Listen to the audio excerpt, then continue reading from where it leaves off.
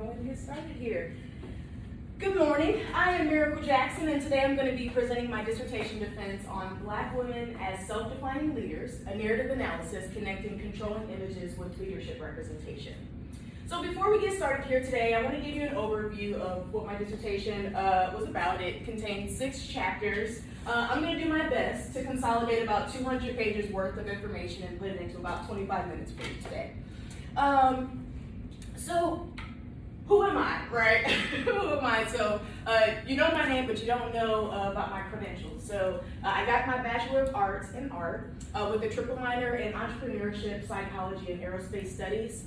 And then after that, when I say after that, I mean the summer immediately after, I went for my master's degree, and that was in public administration, and my focus was in public sector management. I worked in the education field for about 5 years, and then I left the education field, and I went into the private sector for sales and marketing companies where I'm currently working right now. I just realized that my slide was a bit ahead. Welcome in. A little bit more about my research. I did a lot of my research through the Graduate Research Symposium. That was when I really started to become more passionate about learning about Black women and their underrepresentation. So I know I kind of spoiled this slide for you here, but if I had $1 for every time I learned about Black women as leaders, I'd be poor. And so this was my way of explaining the leadership underrepresentation that I was noticing in my professional field and my personal life. So we're talking about Black women, right? And Black women are people. So in order for you to understand people, right, we got to break them down. So the whole person is made up of the mind, the body, and the spirit. And when one part of the whole person is attacked, well, the rest of the whole person can be impacted as well. So Merritt and Baumgartner, in 2020, they released their latest edition of Learning in Adulthood. And this was the concept that I used to contextualize Black women's experiences and how they are impacted. So what's the problem at hand, right? What's the topic that we're going to be talking about today? It's going to be controlling images. So controlling images are internalized stereotypes that often influence how a person is perceived, right? Their self-image. So they're usually based off of prevailing standards, based off of physical features, dialect, social status, behaviors, and so forth. So the 3 main controlling images that I was interested in was the angry Black woman, the sexy Black woman, and the strong Black woman. Now, one of the things I want to point out here is how the media often centers Black women as subhuman or superhuman. So the strong Black woman is often just this complex of just being able to, kind of like this superwoman complex, right? Being able to do it all. We all probably see this within our social lives. Now, usually when Black women speak up about having to be strong all the time, they're usually framed as angry, right? And so that discredits a lot of the emotions that they have, leading to emotional suppression. So this kind of contextualizes the problem and the topic. Now the question then becomes the purpose, right? What was my research focused on? The purpose statement is to investigate, document, and illuminate how controlling images influence the perceptions, experiences, opportunities, and/or health of 5 Black women leaders living in South Georgia by conducting 90-minute life story, in-depth interviews. So the research questions at hand, in order to answer or make the best of this purpose statement, is what can be learned from the life histories, the lived experiences, and the perceptions of 5 Black women leaders in South Georgia. Now, this model that you see here is from Maxwell, who was a qualitative research theorist who essentially built a model to explain how to design qualitative research. So the model is essentially saying that every component of the dissertation is tied to the research questions. Now, in order to answer the overarching research question about what can be learned from the histories and the lived experiences of Black women, let's ask some specific questions, right, tying back to the topic. How do these women perceive, coexist with, or resist controlling images? And then how do those images impact their mental, their physical, and/or their spiritual health? And then how do the American social structures play a role within their lived experiences? So this is what we're going to be exploring today. So part of my conceptual framework was experiential knowledge. Our experiences establish meaning and credibility. So based off of my social, professional, and personal experiences, I noticed that there were 3 codes of silence within the Black community, revolving around the protection of Black girls and women. The first one being the early sexualization of Black girls, and then the second being this intimate partner violence where Black women were known to experience this. We're going to get more into how that ties into the research findings. And then maladaptive coping, which essentially means not coping in the best way that contributes to your health. So Peshkin was a researcher who essentially said that qualitative researchers should reflect on their own biases, right, their subjectivity. Meaning, how do I view myself? What are my values, beliefs, attitudes, understanding of the world around me? And so what I did was I created and reflected on a variety of biases that I had that centered social justice. And this was just to bracket them, meaning to control them and not let them seep into the research. So based off of my experiential knowledge that I knew, I explored theories that would be able to explain and help me understand and help others understand the different roles that these theories can play in understanding the things that we've talked about so far. So the first one being Collins' Black Feminist Thought, and we're going to dive deeper into these in the following slides. I just want to give you an overview of where we're going here for the conceptual framework. The second was Mesereau's Transformative Learning Theory, Crenshaw's Intersectionality Theory, and then Merriman Baumgartner's whole person concept that ties into their Learning in Adulthood book. So Collins was this sociologist who for over 30 years has been writing about the lived experiences of Black women. So it was in my best interest to include and read about the work that she already has so that way I can be able to know what is already known about Black women. Now, her first core theme directly overlapped with Crenshaw's intersectionality theory, which we're going to get to in the next slide. But the main part that I wanted to highlight here for Collins' research framework was the controlling images and self-definition as a solution to that. So that is where I got my research topic and everything from as far as Collins' framework. So essentially, we're seeing this theme within invisibility within Black women's lived experiences, right? How can we know how to help them if we don't know about their unique experiences? So Crenshaw, she came up with this kind of idea, or at least she documented it, and she said that Black women are often in the center here, right?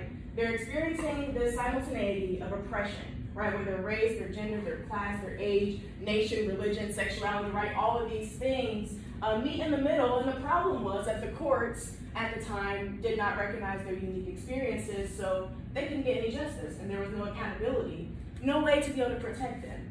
And so Crenshaw and Collins created just this foundation of frameworks that researchers can be able to use when exploring the lived experiences of Black women. Now, Mesereau, around the 90s, his theory directly overlapped with a lot of the work that Collins and Crenshaw was doing about trying to improve the experiences of Black women.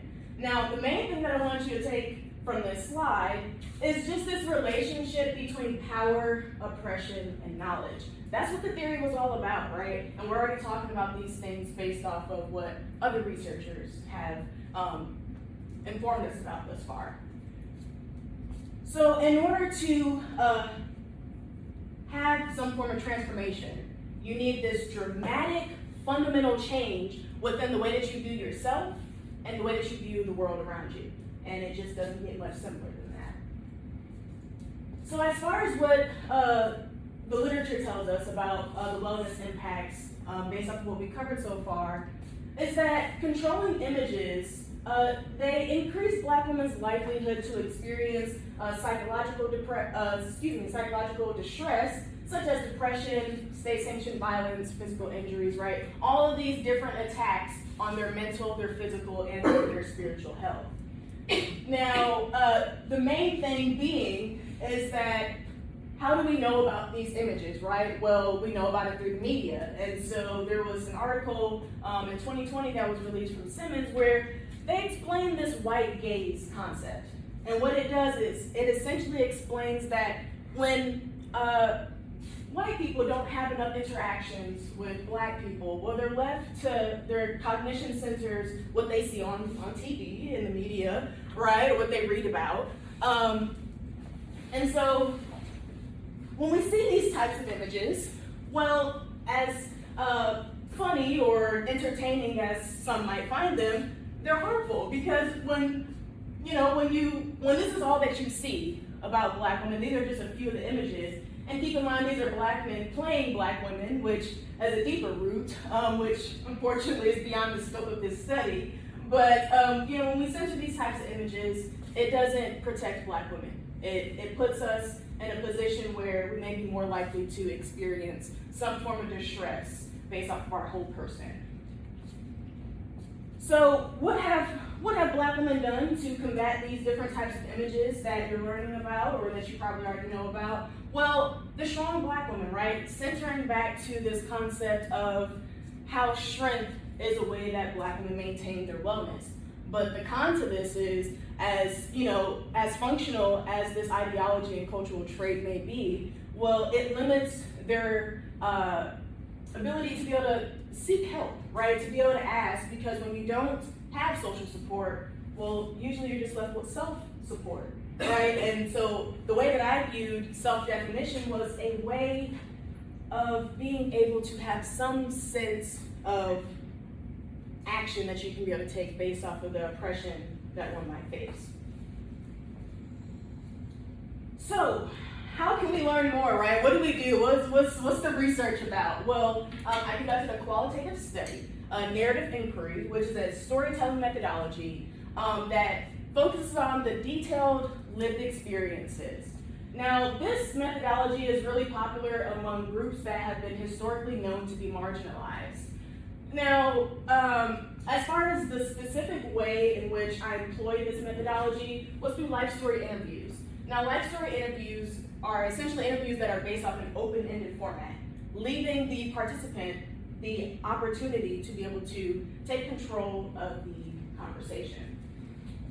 So there were a variety of researchers that helped me form my methodology, but the main thing is that this methodology can be able to inform positive social change, and that directly ties to the overarching research goal of my dissertation. So when I was with another company in sales and marketing, I had this unique opportunity to travel all across the South Georgia area to a variety of households, including low, middle, and high income neighborhoods and communities. I mean, I talked with hundreds of people, and so what I did was, well, I killed two birds in one stone. I used my professional role as a way to be able to collect information during the pilot phase of my dissertation. Pilot meaning research before the official research for the dissertation.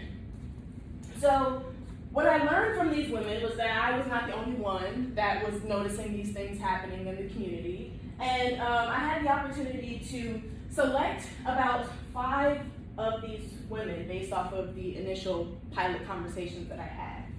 So upon being approved for research by the IRB, I read a research statement to essentially inform the participant that the interview would be recorded, so that way they know and they can be able to be protected and we can be able to maintain confidentiality. Now, after I collected all of the information, which we're about to see on the next slide, I conducted categorizing and connecting strategies. What does that mean? Well, I coded all of the information, I sorted it, and then I figured out if there were any connections between the narratives that were collected from these women and how they might potentially tie to the research. And so after scouring through over 1,000 pages worth of interview content, I limited their stories to about 15 pages or less, giving them the opportunity to share their story in their own words. So, after I did the categorizing and connecting strategies, I went through and I explored what was the function of their narrative, right? Does the story function for them, for somebody else, for an institution, for the collective social group? What was the function of their narrative? And this was the way that I made sure that there was a positive social impact from this research. So, who were the 5 women? Who were the 5 women? What did they say, right? What did I do with them? Well, there were a total of 5 women, 10 interviews, in-depth interviews, and these were just formal interviews. So it's not like I only did just one and that was my only interaction with them. No, I had interactions during the pilot phase and then afterwards as well, just to make sure that they were doing okay after the interview. So Grace was the first participant, and I did 2 formal interviews with Grace. Grace was a store owner and a nurse, and her stories centered love and abuse. She was in a very toxic situation within her adulthood. She didn't have the best childhood, and it just seemed that maladaptive coping was a trend within her story. And then Rose, right? Rose was a restaurant manager. Rose was one of the participants that she was just in a tough phase where she didn't really understand her experiences all the way. She dealt with a lot of rejection from her family, and so in total she kind of just struggled with acceptance, wanting others to be able to accept her. And then Passion was a public educator, did all 3 interviews with her, and she mainly talked about teaching and understanding. And this was her way of pretty much saying that in order for empowerment to be able to happen, that we have to be able to teach, and that our children need to be able to understand the things that we teach to them. Joy was a community center leader. I did 1 interview with her as well, and she pretty much focused on voice as a form of protection. So she spoke up about a lot of the things that she was experiencing in childhood and adulthood, and that was the way that she had a positive impact on her community. And then last but not least, Suri, who was an executive banker. I did 3 interviews with her, and she talked a lot about leadership and what it takes to be able to be successful. So what do we understand from these women, right? What were a lot of the recurring themes from their stories, right? Their narratives. Well, we see a variety. So what I did was I organized them during the connecting and categorizing phase of the research, and I organized it based off of the perception, experience, and meaning making, right? And this directly tied to the research questions. And then I looked at the dynamics within their social life, right? Their school experiences, their experiences at home, and then experiences at work. So the significant findings for this was that, for one, their narratives did support the literature that was available, primarily with this strong Black woman concept, and them using strength as a form of resistance, but not realizing that their wellness was impacted. So, a lot of these women, we think that it's as simple as, oh, well, yeah, we definitely know when our bodies are tired, but the reality is every single person, in this study was a mother. They were a mother, and when you're a mother based off of their narratives, there's really not enough time to be able to focus on yourself. And so this inspired a lot of women to start really reflecting on what they've been through, how they can be able to move forward, and that was inspirational within itself. So there were several health and wellness concerns that did overlap with the literature that's available, primarily with psychological distress, with the mind, right? So circling back to this whole person concept.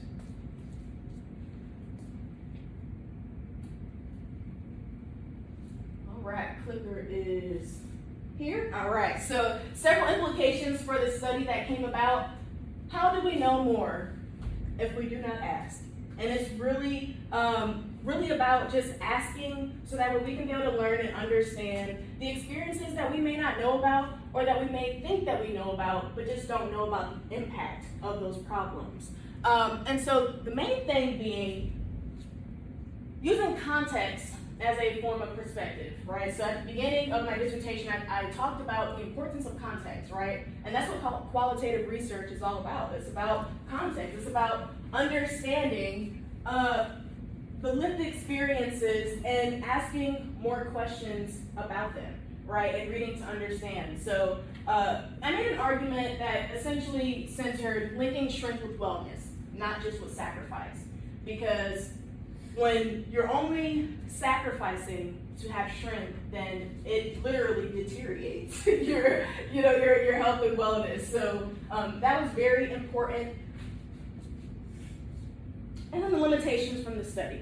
So since about the 80s and 90s, there's been a spike in learning more about Black women's lived experiences, but there's still not enough literature available about their lived experiences in their own words, right? So in their own words. So that's why I use their own words in the research findings. Now, every participant was a mother and a Christian, so that could have some limitations as well as far as transferability. Meaning, how can what we have learned about them transfer to somebody else's life? Well, the reality is that humans are organic in nature and that we all have our own different experiences. And so that's a study limitation, but none of these limitations interfered with the validity or the reliability of the study. So as far as recommendations to educational and organizational leadership institutions and individuals, I would just encourage them to support Black women not only through social support, but also legislative support. We've learned about the importance of law. We know that law is important in determining a lot of the things that we experience in our lives. So let's use the law as a way to be able to stand in solidarity with these women, to protect them, and to further support them in ways in which we still need. And then, of course, circling back to leadership opportunities and representation, all of the women that you see on this slide, they have self-defined themselves as a way of contributing to the intellectual works that document the experiences, the opportunities, the perceptions, and a variety of other things that relate to the lives of Black women. And so when we think about controlling images, let's remember that there are a variety of literary works that we can be able to look towards in order to better understand the problem at hand. These were some of the references from my dissertation, and I've taken the liberty of transporting my home library and putting it all over here just in case you wanted to see some of the books and some of the articles, the research articles and so forth. And of course, I cannot conclude this dissertation defense without thanking the committee members, because I could not have reached this stage without you, and I really appreciate the support, the time, and the guidance that you have offered me throughout this process.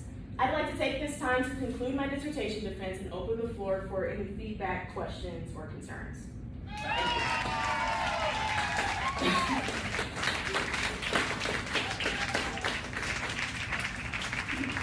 I got a question. So, in your research,